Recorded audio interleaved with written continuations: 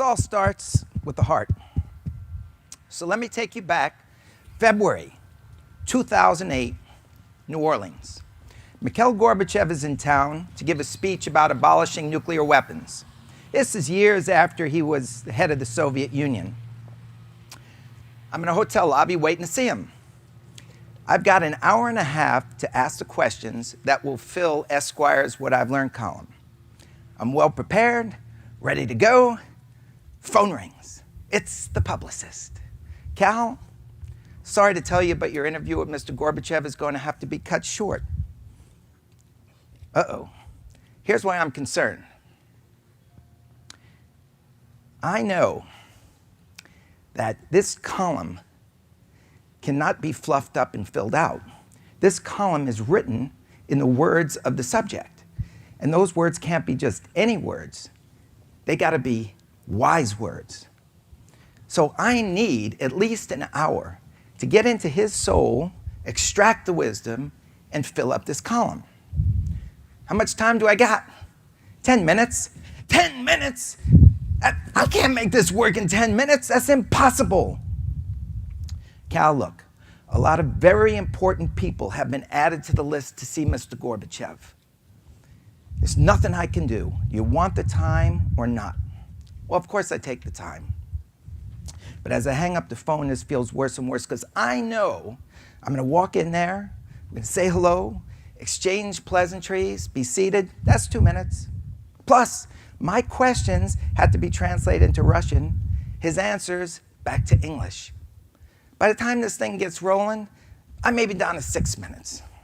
But hey, you can only do your best. Time arrives, publicist escorts me into the conference room, and there he is, Gorby. Looks a little older than I remember. He's about 77 at the time.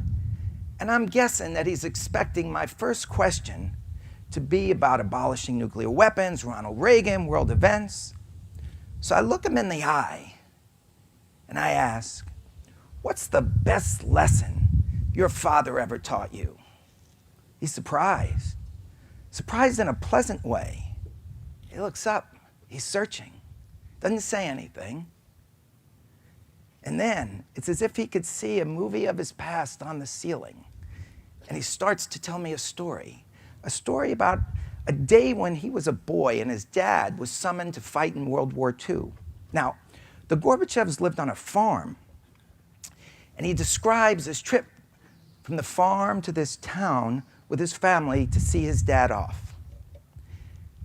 He's giving me all these details, and I'm transfixed, but I'm also thinking, wrong question. By the time this family gets to town, this interview is going to be over. But they do get to town. And when they get to town, Mr. Gorbachev takes the entire family into a little shop, and he buys everybody in the family some ice cream. And Gorbachev is remembering this ice cream. He's remembering the aluminum cup that it came in. And he's talking about this ice cream as if it's in the palm of his hand. And as he's talking about this ice cream, it's as if we both have this realization. This ice cream is the reason that he was able to make peace with Ronald Reagan and end the Cold War. Because this ice cream contained the memory of what it was like just before his father went off to war. The dread of not knowing whether his father would ever come back. I'm looking at the ice cream, he's looking at the ice cream, we're looking at each other back at the ice cream, and we're thinking, this is deep. Just then, knock on the door. It's the publicist. Mr. Gorbachev, time's up. And now the publicist is looking at me because the door's open. We can see a long line of people as if to say, hey, I did the best I could for you, but look. Gorbachev looks at her and says, no, I want to talk to him. She puts her hands up, sheepishly backs out the room, door closes, interview continues. We go deeper. The column gets filled, and it's a huge success. When I thought back on it, I realized if I hadn't aimed my first question at his heart, I never would have gotten that insight. If I'd asked a canned question at the start, I probably would have gotten a canned answer. The interview would have been over in a few minutes, and I never would have known what was possible. So, I'm here today to show you how changing questions can change your life. Changing questions can certainly help every one of you make deeper connections at this summit with everyone you meet. Changing questions can help you master the art of conversation. In order to do that, it's wise to arrange your questions in a certain way. Start with the heart, then go to the head. Once you've got the heart and the head, you're on a pathway to the soul. And by the way, this goes way beyond business. Great questions impact every aspect of life. It can help you find a spouse. It can help you find a better spouse. Seriously, they can help you guide your children with more insight. Bottom line is, great questions asked in just the right way will make you better at anything you do. So I've already told you about the benefits from starting with a question to the heart. Now let's go to the head. The word why is a great way to start a question to the head. That's because the word why, it gently nudges people to think more deeply about something they already know. For example, why is your best friend your best friend? The best questions make the person asked just as curious about the answers as you are. Maybe they want to know the answer even more than you do. They'll search for that answer. Listen carefully as they do. Look them in the eye as if they're the only person on earth. If you've got to ask a predictable question, ask it in an unpredictable way. And most importantly, invite. Make sure you invite a response and never push one away. The answers you get and the way you pay attention to them will clear the pathway to the soul. Now, there's no way I can describe to you what it's like to enter someone's soul, but I hope this story will give you a taste of the experience. This is summer 2003. I'm sent by Esquire Magazine to interview and write a cover story about my childhood hero, Muhammad Ali. By this time, the world knows Muhammad has Parkinson's disease. This is 20 years after he's had his last fight, and we'd all seen him at the Olympics in Atlanta with his hands shaking and the Olympic torch in it, and he's trembling as he's trying to light the Olympic cauldron, but he can't get that torch in just the right place. And the world holds its breath. I mean, the tension. And finally, the Olympic flame ignites, it erupts, and everybody's heart erupts with it. Years had passed since that moment. The editors of Esquire want to know, how's he doing now? And they send me to find out. I go to meet him. I'm in the living room, and he comes through these double doors on slow, tender steps. He knows that he's my childhood hero, and he opens his arms, and he gives me a big embrace. And then he goes over to this soft, cushy chair, and he sits down. I take a seat at the sofa next to him, and I said, Muhammad, I came here to find out all the wisdom you've accumulated in your life. As I'm talking, the trembling in his right hand is back up to his elbow, and now both of his hands are trembling. I'm thinking, should I call his wife? And now he's leaned over, his whole body is trembling, and his breaths are coming in gasps. I'm like, Champ, are you okay? And his head slowly comes up, and it looks me in the eye, and he says, scared you, huh? And man, it only got more confusing throughout the week. One day I'm with him, and he needs a wheelchair to get from one place to the other. The next day, we're out, and it looks like a large crowd is going to converge on us. He's got no wheelchair, and he needs to move quick to get into the car, and he does. The next day, he can't talk very loud, but I see him doing magic tricks for people. And the day after that, he takes his medicine, it turns his tongue orange, and we're sitting on a sofa talking, and he just falls asleep, and his leg is jangling into mine. And I'm thinking, how can I possibly explain this in a magazine article? There's not a chance. And there's not a single question that can come off my lips that will unlock this mystery. We're down to the last day. Muhammad's wife says, you know, Muhammad, you never exercise anymore. Why don't you take Cal over to the gym and just exercise a little? Muhammad just rolls his eyes like, oh, geez, the wife. All right, Cal, come on.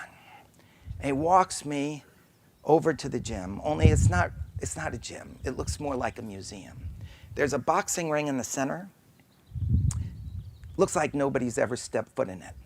Exercise equipment all around. Looks like it just came out of boxes. There's no smell of sweat. There are mirrors around the entire gym, and above them are photos of Ali's great fights with his biggest rival, Joe Frazier. Now, the 3 fights that they had were the thrill of my childhood. I knew everything about these guys. I even knew the childhood stories that define their styles. For instance, when Muhammad was a kid, he used to have his little brother Rudy take rocks and throw them at his head. And the rock would come right up to his head, and just last minute, Ali would lean back and let the rock whiz right by. And that's just how he fought in the ring. He would dance and dance around like no heavyweight ever before him. You couldn't touch him. And when you tried and you threw a punch, he'd just lean back, make you miss, and then throw 8 shots and land before you could even blink. It was as fast as a shoe shine guy buffing a pair of shoes. And Joe Frazier, he grew up in Beaufort, South Carolina on a farm, using a cross saw with his dad. His dad had no left arm, and so his dad used his right hand, Joe would use his left, sawing back and forth, back and forth, back and forth. Out of those muscles came this brutal left hook that came from out of the side, out of nowhere. And it was the one punch that a kid who could avoid rocks in the street was vulnerable to. Watching these guys fight was like watching lightning versus thunder. Now, when these guys fought, Ali was no longer very young. He was older. He couldn't dance around the ring all the time. And he got into trouble because he was being pushed to his limits by Joe Frazier. And when he got into deep trouble, he had a corner man who would exhort him on. This guy's name was Drew Bundini Brown. And Drew would yell, "The world needs you, champ. Go to the well once more. Go to the well once more." And somehow, Ali would dig deep inside of himself and find whatever it was that would rise to the occasion. I'm looking at these pictures, and I can almost hear Bundini, "Go to the well once more." And I knew I had to find out what was still in the well. So I look around, and there's a rack of boxing gloves. And I'm thinking, should I try it?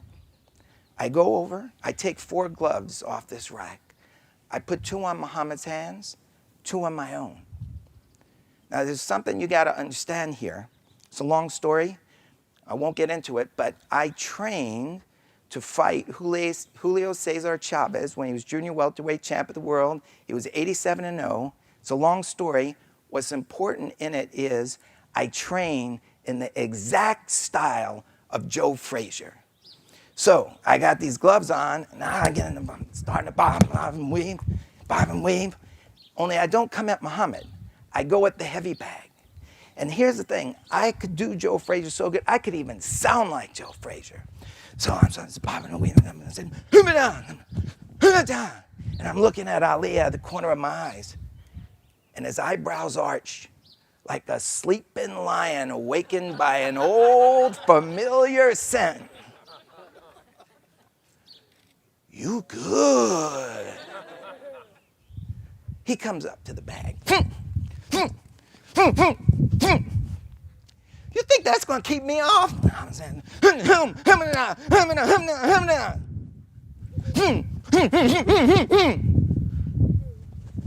now I'm really getting into it. And Ali looks at me. Oh, that's what you want to know. And then I saw something that I never thought I'd see again. Muhammad Ali started to dance. And he starts to circle the bag. And as he's circling, he's looking at himself in the mirror. And he can see himself. And as he's seeing himself, his chest is coming up. And his head is coming up. And he's dancing. It's not like he's 22, but he has style and he's grace and he's dancing. All of a sudden, he stops, pivots, and doom. If the bag had been a person, would have gone down. Only, as he's moving away, his legs cross, and he starts to trip. And I'm thinking, oh no.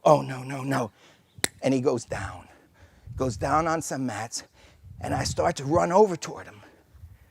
Before I get to him, he turns over, and he starts to do stomach crunches. Then he's doing sit-ups. Then he's on his back bicycling his legs. Gets up, goes to the super leg press. It's on 250 pounds. He's pushing it back and forth. I said, Champ, that's a lot of weight. You don't have to. Feels good.